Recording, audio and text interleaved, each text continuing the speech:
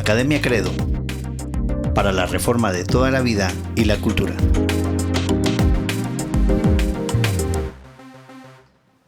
Hola, ¿qué tal a todos? Nuevamente bienvenidos a un nuevo episodio de podcast de Academia Credo para la reforma de toda la vida y la cultura. Estamos en una serie que ya llevamos un montón de tiempo, porque sí, ya saben cómo nos ponemos, para qué nos invitan, dicen. Que hablar de esto es demasiado, es largo, es extenso, es muchísimo, pero creemos que es muy importante para que lleguemos a hacer lo que precisamente se llama esta serie, pensando con claridad en este mundo torcido. Hay un mundo torcido, definitivamente, eso ya lo sabemos. La idea es que podamos pensar claramente aquí. La única manera de llegar a pensar claramente en medio de este mundo torcido es a través de una cosmovisión bíblica cristiana. Así es. Donde el fundamento sea la Escritura, donde sea esa Escritura revelada por el Dios, el único Dios verdadero. Amén. Así es. Hemos estado hablando en esta serie grande de varios temas, y hoy vamos a empezar con una miniserie bajo la serie grandota. Esta miniserie vamos a empezarla hoy. El tema de esta es arrepentimiento, y viene de la mano de más o menos contextual con lo que hemos venido hablando de Pablo ahí en Hechos 17. Claro, porque de hecho es la culminación del discurso de Pablo en el Areópago. Ajá. Sí. Y es ese pasaje, es a partir de ahí donde vamos a argumentar este tema, el arrepentimiento. Y quiero leer el pasaje, Hechos 17, versículos 29 al 34, sí. Para que lo desarrollemos y lo analicemos. Dice entonces, Hechos 17, 29 al 34, siendo pues linaje de Dios, no debemos pensar que la divinidad sea semejante a oro, o plata, o piedra, escultura de arte y de imaginación de hombres. Pero Dios, habiendo pasado por alto los tiempos de esta ignorancia, ahora manda a todos los hombres en todo lugar que se arrepientan, por cuanto ha establecido un día en el cual juzgará al mundo con justicia por aquel varón a quien designó, dando fe a todos con haberle levantado de los muertos. Pero cuando oyeron lo de la resurrección de los muertos, unos se burlaban y otros decían, ya te oiremos acerca de esto otra vez. Y así Pablo salió de en medio de ellos, mas algunos creyeron, juntándose con él, entre los cuales estaba Dionisio, el Areopagita, una mujer llamada Damaris, y otros con ellos. Sí, esta es la escena final o el registro final de Pablo en el Areópago, ¿no? De esta escena, ¿no? De esta escena. Hemos estado varias semanas en este podcast tratando sobre el contenido y la aplicación de lo que Pablo dijo allí. El cierre de este discurso de Pablo también se encuentra su base sobre el concepto de la redención. Es inescapable, el lenguaje en el discurso es abundante, ¿sí? El lenguaje, el discurso de Pablo son instrumentos en manos del Espíritu Santo para comunicar las cosas importantes que los hombres deben conocer. La frase, habiendo pasado por alto los tiempos de ignorancia, ahora manda a todos los hombres en todo lugar que se arrepientan, es la frase que utiliza Pablo, es nada más y nada menos que la presentación del Evangelio. Esto es un punto importantísimo, ¿no? Y creo que nosotros hemos estado intentando, de verdad, con todas nuestras fuerzas y todas nuestras habilidades, el ser consistentes con esto. Veamos que Pablo critica la cultura, ya hablamos de que Pablo critica la religiosidad de los atenienses y todo lo que hemos hablado. Pero finalmente, en este importante escenario intelectual, político y muy influyente en Atenas, Pablo se asegura de terminar con lo más importante, la presentación del Evangelio. Claro. O sea, Pablo acá no termina con una estrategia política, los atenienses deberían hacer las calles así, asá, deberían castigar a los criminales así, asá. No, Pablo termina con la presentación del Evangelio, que es finalmente su propósito, ¿no? Claro, y no es no es para salir él ganando el Exacto. discurso o el debate, ¿no? O sea, vemos aquí que el propósito es presentar el Evangelio, que en última instancia es Exacto. la glorificación de Cristo, ¿no? Hay un debate entre un hermano que es un hermano canadiense que a mí, realmente yo creo que él fue el que me introdujo a todas las ideas apologéticas presuposicionales. Los videos de él y sus debates fueron lo primero que yo empecé a ver y me llamó tanto la atención porque él continuamente decía, miren, yo no soy un teólogo como tal, yo hace tantos años trabajaba en una fábrica, él decía, yo trabajaba en una fábrica, pero siempre crecí como un creyente en la iglesia. Y yo tenía el deseo de defender la fe. Y él decía esto, y me llamaba mucho la atención porque él tuvo debates con ateos muy inteligentes. Y él decía, yo hace unos años era trabajador de una fábrica y aquí estoy debatiendo. Y yo pienso que en sus debates él salía victorioso, precisamente porque llegó a dominar las bases del presuposicionalismo. Él se llama Saitem Bruggencate. Él era parece que ahora ya no se dedica a eso, pero él era un apologista canadiense. Y por ahí de repente en las redes sociales lo vemos y tiene algunos documentales que él hizo. Y en uno de sus documentales él debatió contra un ateo que se llama Matt Dillahunty. Matt Dillahunty fue por muchos años el presentador de un programa muy popular de televisión en Texas. Ese programa se llamaba The Atheist Experience, la experiencia atea. Y era un programa muy popular donde llegaban muchos ateos. Y este Matt Dillahunty, después de ser el presentador de ese programa en televisión abierta, él salió a debatir y daba conferencias en universidades y la gente pagaba por irlo a escuchar. Era un ateo es todavía un ateo bastante popular e influyente. Y Saitem Bruggencate fue a debatir en contra de él, ¿verdad? Y al final de su debate me encantó la forma, porque en el debate se les da en tiempo para sus declaraciones introductorias. Luego se les da un tiempo para cross-examination, que es examinar al oponente haciéndole preguntas, ¿verdad? Y ambos oponentes se examinan.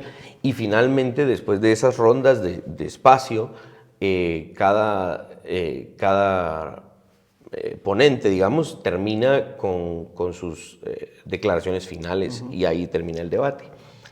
Y Saitem Bruggencate termina su debate con Matt Dillahunty y yo creo que lo toma de lo que Pablo está haciendo aquí en el Areópago, porque Saitem Bruggencate, en vez de insultar al otro como lo hizo el ateo, Saitem Bruggencate termina presentando el Evangelio. Y él toma los minutos que le dan al final y le dice a todos ustedes que son la audiencia aquí atea, que tal vez se burlaron de mí y se reían de mí mientras yo estaba haciendo mis argumentos, déjenme decirles que ustedes van a salir de aquí, pero su conciencia se va a quedar de mi lado.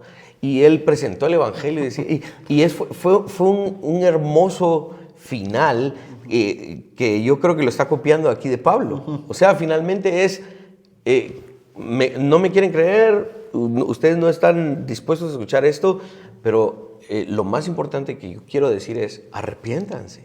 Y este es un punto bien importante en el final del discurso de Pablo. Y esto nos lleva de nuevo a ser consistentes con lo que hemos dicho. Es el Evangelio el que le da sentido a nuestra apologética. Pablo hubiese dado un discurso incompleto si no termina con la idea del Evangelio claramente presentada, el arrepentimiento. Porque eso es finalmente a lo que llamamos a todos aquellos que no profesan una cosmovisión cristiana. Arrepiéntanse de su cosmovisión, metanoia. Cambien, reformen no solamente su forma de pensar, sino todo lo que ustedes son y hacen. Refórmense, den un giro totalmente a otro lado y arrepiéntanse de esa cosmovisión, porque Dios está demandando arrepentimiento. Eso es racional, no es emocional. Sí, es racional porque sí, otra vez, creo que tratamos de ser consistentes con lo que hemos venido platicando y mencionando, porque es racional y más que emocional. El entendimiento del Dios verdadero, ese Dios, del único Dios que todos los días está airado contra el impío, enseña su palabra, demanda arrepentimiento Así de es. nosotros. Si no es porque nosotros como cristianos de verdad ese sea nuestra jerga, ¿no? Nuestra dinámica de plática o de discurso. Es porque todo ser humano delante del Señor, del Dios verdadero, ha cometido pecado y necesita arrepentimiento, Así ¿no? es. Y entonces, lo que estás mencionando, diciendo, es aprovechemos entonces, hermanos, para cada vez que tengamos la oportunidad de traer el Evangelio y de presentar el Evangelio a toda aquella persona que nos pregunte, que nos demande, que veamos nosotros la oportunidad de presentar el Evangelio, porque lo necesitamos. Todo hombre necesita escuchar esto. En la iglesia en la que nosotros somos líderes, nuestra costumbre en la predicación todos los domingos es la lectura del pasaje que vamos a predicar y siempre hacemos referencia a una historia de la redención porque nunca es suficiente el haber escuchado el Evangelio. Y el Evangelio está, creemos, en cada pasaje, en cada perícopa de la Escritura. Esto es una costumbre que debemos tener. Hay un erudito del Antiguo Testamento que se llama Chad Bird, es luterano y me fascina escucharlo muchas veces y él constantemente está poniendo videos en redes sociales y todo lo demás. Él es un experto, es un erudito del Antiguo Testamento, del idioma hebreo, y él dice, esta es una práctica bíblica, y él nos alenta y nos dice, nunca se cansen de dar y de también recibir constantemente el Evangelio. Esta es una práctica común en todo el Antiguo Testamento y también en el Nuevo. Cada vez que Israel cometía una maldad o cada vez que Dios se comunicaba con Israel, de verdad, muchísimas ocasiones Dios inicia recordando ¿qué? El Éxodo, recordando yo soy Jehová quien les sacó de la tierra de Egipto. Y el profeta decía, oh nación de Israel, ¿por qué cometen tantas fornicaciones y idolatrías en contra de Jehová? Recuerden que Él los sacó de la tierra de Egipto. Ese constante recordatorio de Egipto y la obra de Dios en Egipto es el recordatorio constante del Evangelio. Claro. ¿Sí? Entonces, esto es algo importantísimo. Pablo acá no lo está dejando fuera. Este fue un discurso magnánimo y fantástico, ¿no? Y hemos tratado todas estas semanas de las implicaciones cosmovisionales, metafísicas, religiosas e intelectuales de Pablo retando a la cultura imperante del primer siglo. Pero sobre todo eso, Pablo se asegura de dejar lo más importante. Claro. El Evangelio, el mensaje del Evangelio. El arrepentimiento es parte de la historia de la redención y nos provee un marco para interpretar y poder ver el propósito de fondo en las palabras de Pablo. Si algo debían hacer los atenienses, era arrepentirse. Arrepentirse de su razonamiento, de su idolatría, de sus prácticas y de su manera de vivir.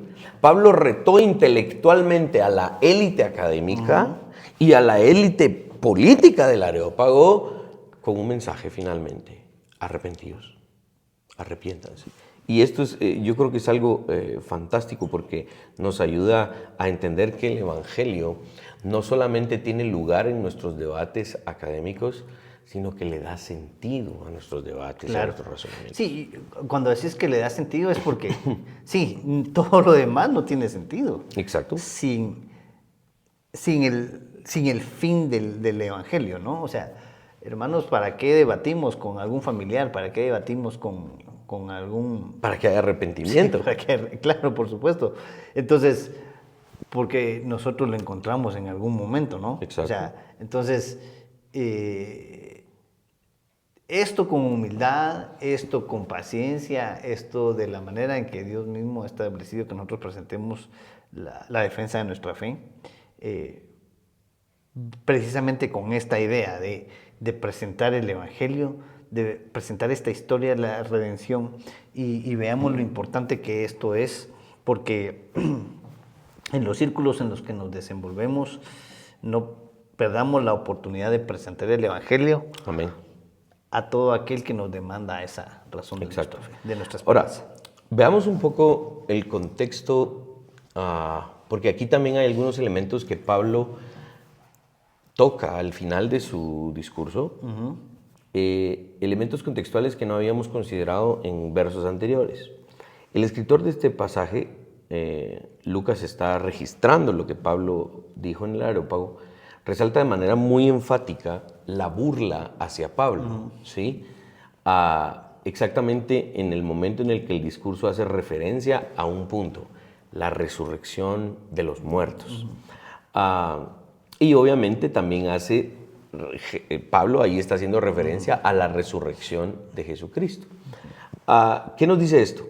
Esto simplemente resalta, número uno, la gran influencia del gnosticismo. Pero antes de eso,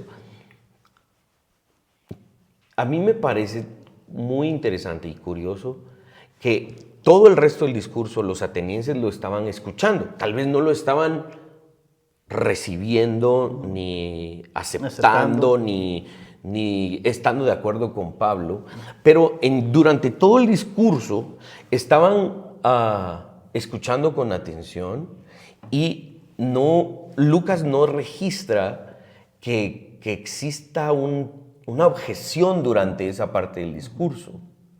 Ahora, la actitud de la audiencia, de la élite de pensadores en el Areópago, cambia de un momento a otro hacia Pablo, de estarlo escuchando a burlarse de él por este detalle, la resurrección de los muertos. Claro. Porque esto es un asunto que es fundamental en la fe ortodoxa del cristianismo, ¿verdad? Cuando vamos a los credos y cuando vamos a la Biblia, obviamente, pero digamos en los credos se habla de Jesucristo que nació una virgen, de la naturaleza de la Trinidad, de la iglesia, de todo. Y dice el credo de los apóstoles, creo en la resurrección de la carne, ¿no? Y el credo Nicea, Atanasio, todos los demás credos van a hablar de la resurrección de los muertos. ¿Y por qué está puesto en la ortodoxia? Porque finalmente es una parte fundamental de nuestra fe. Claro. Pero los atenienses se burlan de Pablo específicamente en este detalle.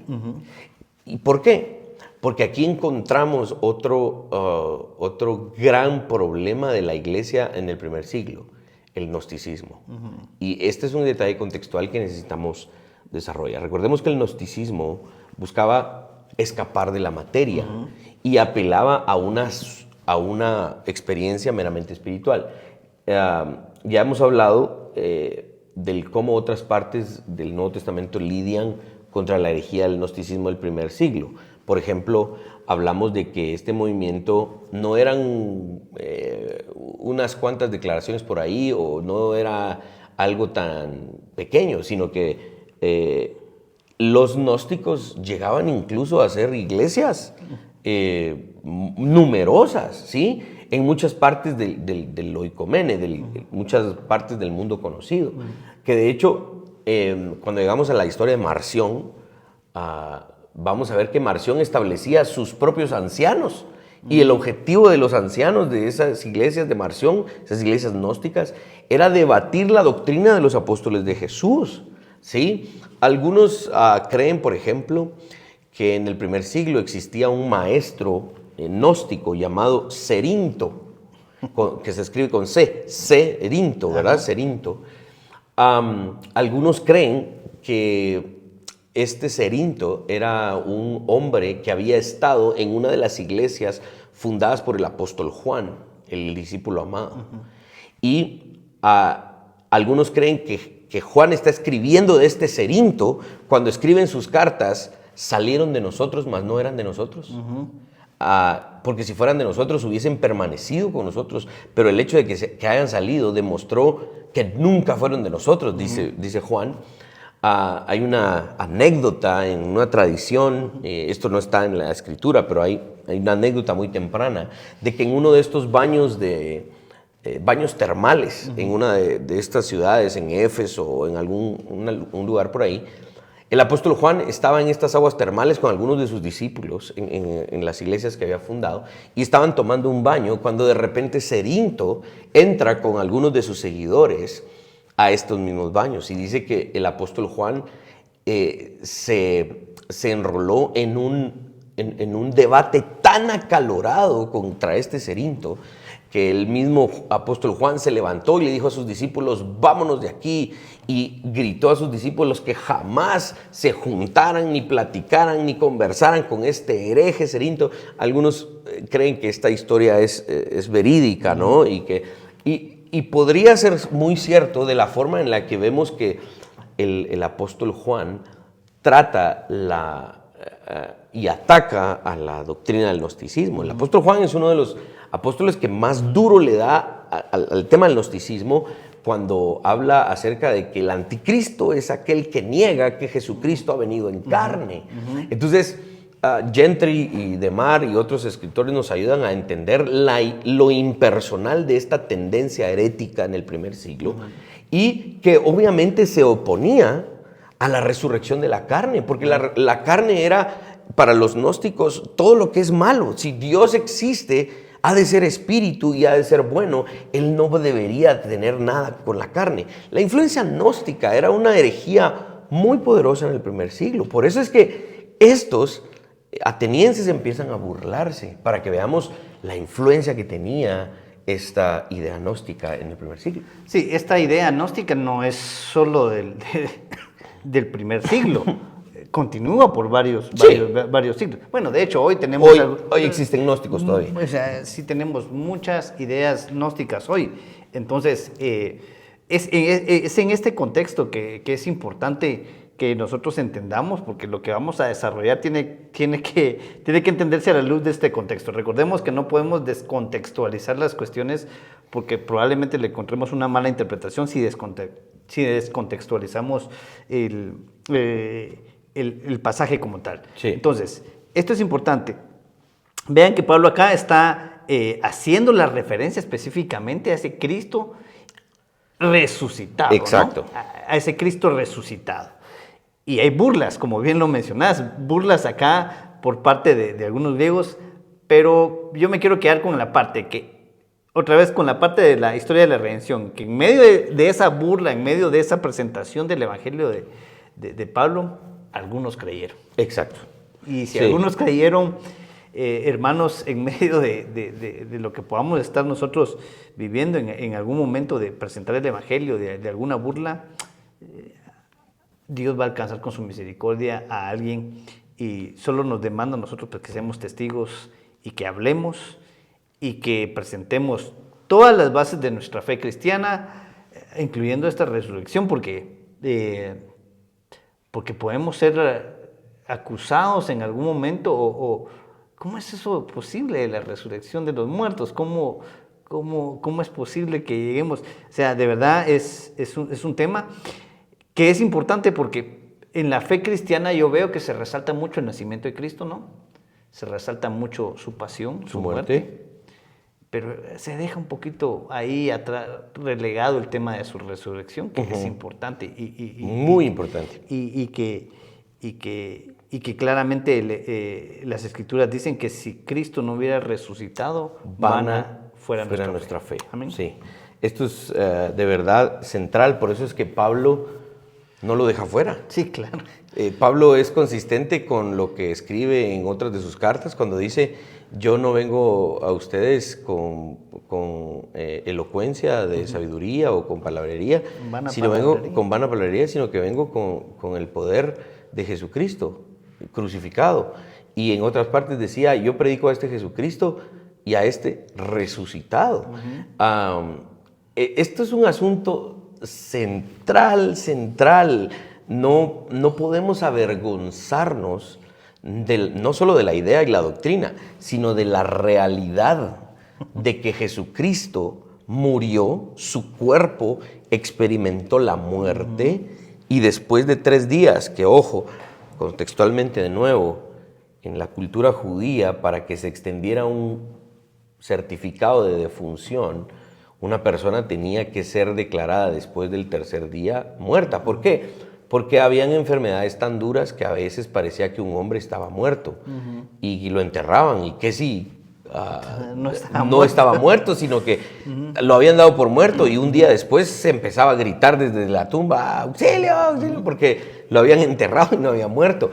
Pero después de 3 días ya consideraban imposible que una persona pudiese seguir viva, ¿no?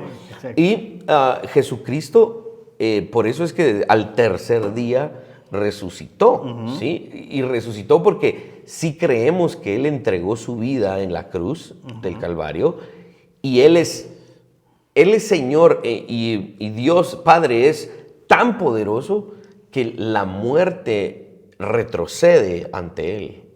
Y sí creemos que esto es un asunto totalmente central. La historia cuenta de que este Dionisio el Areopagita, que fue uno de los que Lucas registra que sí quedaron con Pablo y le creyeron. Algunos cuentan de que Dionisio era, de hecho, un juez dentro del Areópago.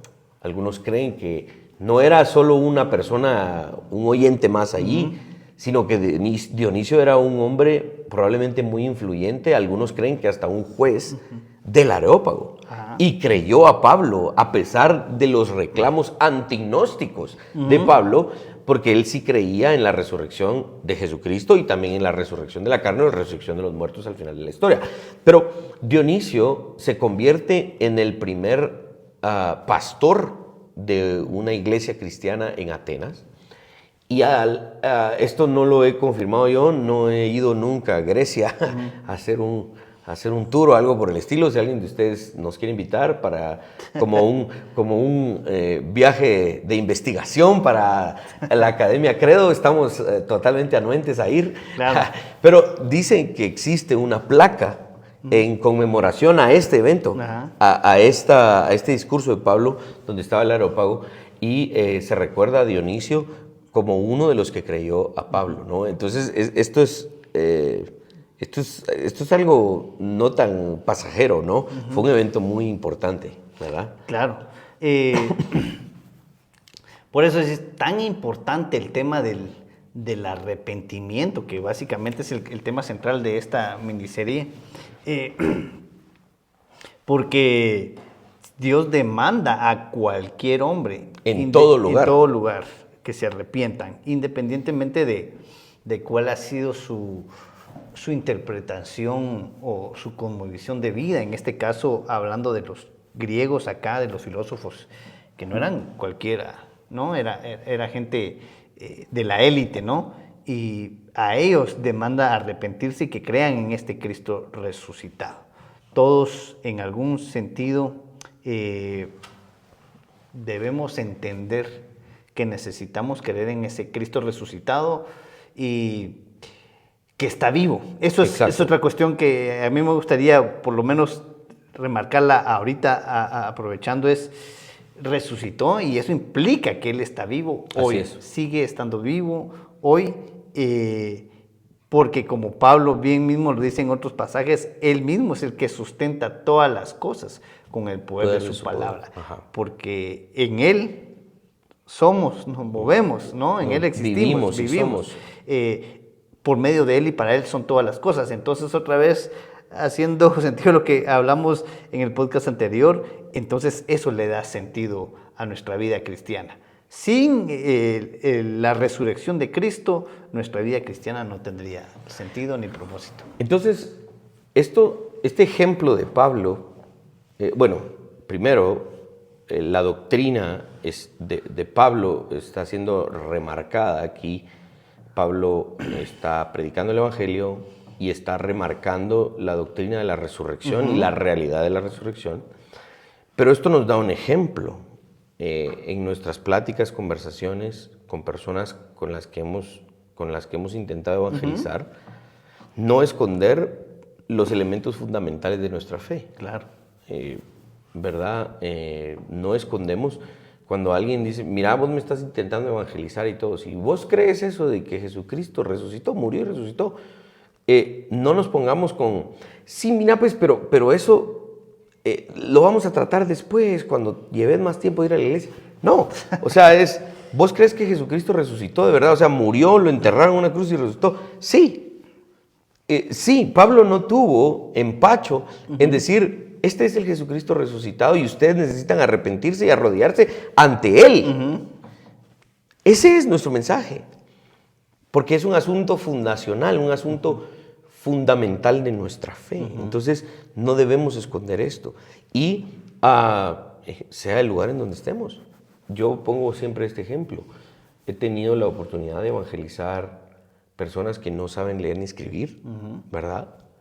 y que a las cuales hay que hablarles pues lo voy a decir así, aunque no suene tan bien, a su nivel, ¿no? ¿Verdad? Un niño me lo encontré una vez en una piscina y yo estaba jugando con mis hijos, con mi hijo y este niño de 12 años, adolescente, ¿no? De 12 años, me dice, yo no sé leer ni escribir.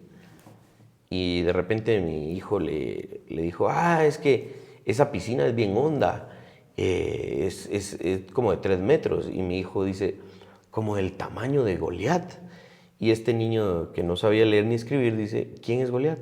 Entonces yo le pregunto, ¿nunca has escuchado la historia de David y Goliat? No, me dice. ¿Nunca has leído en la Biblia? Y él me dice ahí, no, es que yo no sé leer ni escribir. Era un niño pues que no iba a la escuela, era un niño de la calle, que estaba pidiendo dinero para comer y esto y lo otro. Y pues obviamente le conté la historia de David y Goliat y hablé de los elementos que hay ahí de la redención, lo evangelicé ahí mismo en la piscina. Como no estábamos en la ciudad cerca de mi casa, sino que estábamos lejos de la ciudad, en un lugar donde yo no vivo, le dije que buscara una iglesia cristiana, evangélica, no católica, no de los mormones. Y me dijo, de esas que hacen ruido, esa le dije, de ese tipo de iglesia. Quiero que vayas, era un día sábado, le dije, quiero que vayas mañana domingo, en la mañana, mira a qué horas empiezan el servicio, decirles que vos reconociste a Jesucristo al día de ayer, que querés aprender a leer y escribir, que te regalen una Biblia, que te ayuden. Y él se llamaba Julio, probablemente lo hizo, nunca lo volví a ver en mi vida porque es un lugar que yo pues no frecuento, ¿no? Pero también he tenido el privilegio de evangelizar personas muy preparadas, ¿no? Personas que tienen estudios universitarios y más, que han sido funcionarios públicos, que han sido diplomáticos, ¿no? Y con ellos la conversación es distinta, ¿no? Pero en ninguno de los dos escenarios, pongo los dos escenarios como en una forma ilustrativa, ¿no? Dos extremos. Una persona que no es culta, que no ha aprendido a leer ni escribir, que es una persona muy sencilla, y también una persona que tal vez sí ha tenido una capacitación y una educación de otro nivel, ¿no? Pero en ambos casos no escondemos el hecho de que Jesucristo resucitó. Puede que algunos no lo entiendan, puede que otros lo crean como un disparate, como le pasó a Pablo acá, pero no escondemos ese hecho, ¿sí? Porque finalmente el objetivo de no probar, sino de declarar y proclamar, testificar, porque nos unimos a Pablo a testificar que Jesucristo resucitó, y nuestra cosmovisión cristiana puede justificar el hecho de la resurrección de Cristo, puede justificar el hecho de las resucitaciones, por ejemplo, de Lázaro, del otro joven que Jesucristo resucitó en una viuda allá en Naín. Podemos justificar desde la cosmovisión cristiana como Elías, Eliseo y otros, también a través de ellos Dios resucitó a otras personas.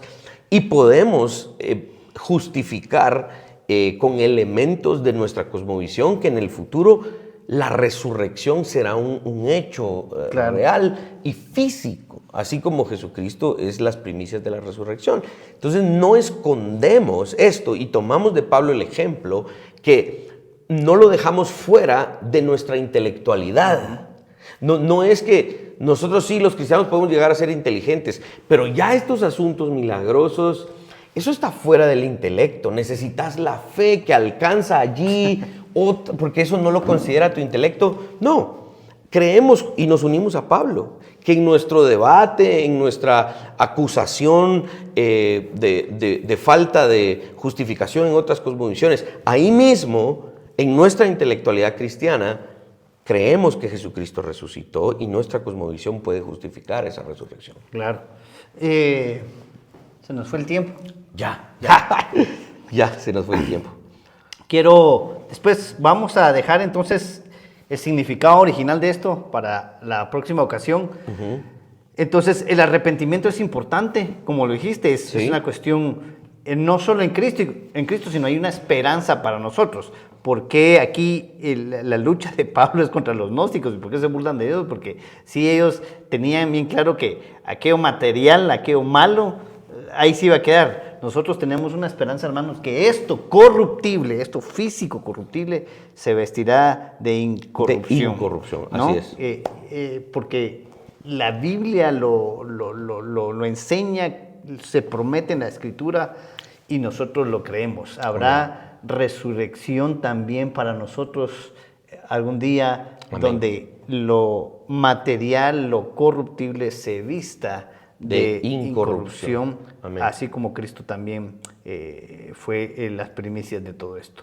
Así que, hermanos, para pensar con claridad en este mundo torcido, hay esperanza para nosotros, solo debemos de arrepentirnos, y ese arrepentimiento no solo para nosotros, debemos de predicarlo también a toda persona que se nos cruce ahí en el camino, ¿no? Amén. Amén. Que Dios les bendiga. Hasta el próximo capítulo. Suscríbete y comparte. Reformemos juntos toda la vida y la cultura.